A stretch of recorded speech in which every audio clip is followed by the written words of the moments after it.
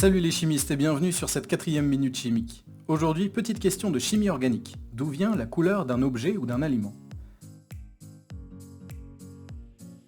Alors d'abord, il faut savoir que l'expression de la couleur d'un corps, que ce soit un objet ou un aliment, est due à l'absorption des ondes lumineuses par les molécules de l'objet ou de l'aliment. La couleur du corps sera la couleur complémentaire de celle qui correspond à la longueur d'onde absorbée.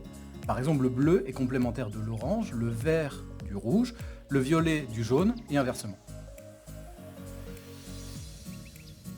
Cette absorption des ondes lumineuses se fait au niveau des molécules, où certains groupes d'atomes vont venir modifier la capacité d'absorption des longueurs d'onde lumineuses par les molécules. On appelle ces groupes d'atomes des groupements chromophores.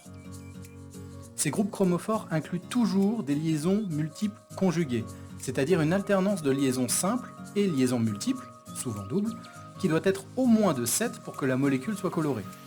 Plus ce nombre est élevé, plus le domaine d'absorption s'étend vers des longueurs d'onde élevées. Toutefois, cette absorption d'ondes lumineuses par les groupes chromophores peut être perturbée par d'autres groupements d'atomes, appelés auxochromes. Ces groupes vont modifier à la fois la longueur d'onde et l'intensité de l'absorption, et donc parfois faire apparaître des couleurs là où le groupe chromophore seul absorbait uniquement l'ultraviolet et donc ne colorait pas le corps.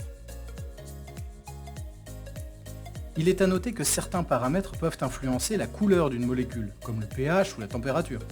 Par exemple, le bleu de bromothymol, un indicateur coloré assez connu, va apparaître jaune en milieu acide et bleu en milieu basique. Cette 4e minute est maintenant terminée, à bientôt sur notre chaîne pour d'autres vidéos chimiques.